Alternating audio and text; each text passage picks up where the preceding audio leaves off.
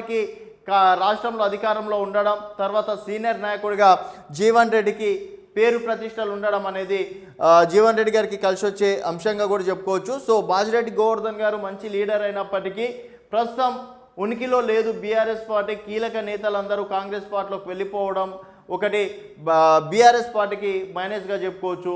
So నిజామాబాద్లో మాత్రం ధర్మపురి అరవింద్కి గెలుపు అవకాశాలు ఎక్కువగా అని చెప్పేసి కూడా చెప్పుకోవచ్చు. సో మరో నియోజకవర్గం చూసుకున్నట్టయితే సో కరీంనగర్లో ప్రస్తుతం సిట్టింగ్ ఎంపీ బండి సంజయ్ మళ్ళీ బరిలో దిగారు.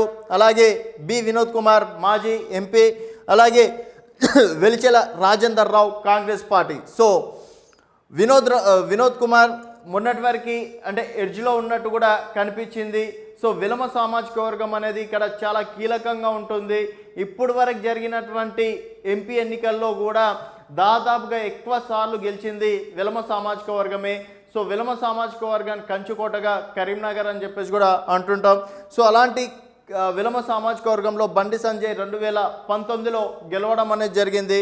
తర్వాత కాంగ్రెస్ పార్టీ నుంచి వెలిచెల రాజేందర్ రావుకి ప్లస్ పాయింట్స్ చూసుకున్నట్టయితే ఇక్కడ రాష్ట్రంలో కాంగ్రెస్ పార్టీ అధికారంలోకి ఉండడం అనేది, తర్వాత పొన్నం ప్రభాకర్ మంత్రిగా ఈ నియోజకవర్గానికి ఉండడం అనేది కూడా ఒక రకంగా కాంగ్రెస్ పార్టీకి కలిసి వచ్చే అంశంగా చెప్పుకోవచ్చు.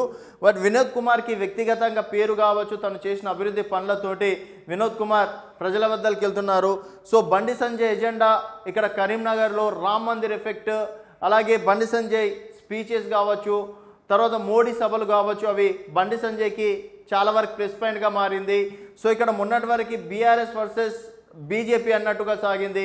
ప్రస్తుతం ఉన్న పరిస్థితుల్లో మాత్రం బండి సంజయ్ గెలుపు దిశగా వెళ్తున్నారని చెప్పేసి కూడా చెప్పుకోవచ్చు. చాలామంది రాజకీయ విశ్లేషకులు కావచ్చు, సీనియర్ జర్నలిస్టులు కూడా కరీంనగర్లో మాత్రం బీఆర్ఎస్ వర్సెస్ బీజేపీ మధ్యలో మాత్రం టఫ్ కాంపిటీషన్ ఉంటుంది.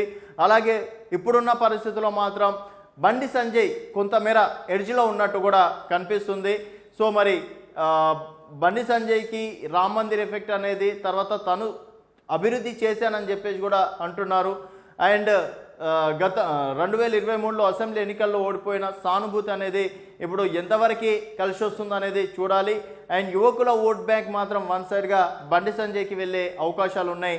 సో ఇక్కడ బీఆర్ఎస్ వర్సెస్ బీజేపీ మధ్యలో మాత్రం టఫ్ కాంపిటీషన్ ఉండే అవకాశాలు ఉంటాయని చెప్పేసి కూడా ఈ సందర్భంగా చెప్పుకోవచ్చు. సో మరొక నియోజకవర్గం చూసుకున్నట్టయితే మహిబాబాద్ చూసుకున్నట్టయితే బలరాం నాయక్ గారు కాంగ్రెస్ పార్టీ మాజీ ఎంపీ, అలాగే మాజీ కేంద్ర మంత్రి వర్యులు, అలాగే మాలోత్ కవిత ప్రస్తుతం సిట్టింగ్ ఎంపీ, మళ్ళీ వారికి బీఆర్ఎస్ నుంచి టికెట్ ఇచ్చారు. సీతారాం నాయక్ మొన్నటి వరకు బీఆర్ఎస్ పార్టీలో ఉన్నారు. 2014లో బీఆర్ఎస్ పార్టీ నుంచి ఎంపీగా గెలవడం అనేది జరిగింది. ప్రస్తుతం వారు బీజేపీ నుంచి బరిలో ఉన్నారు.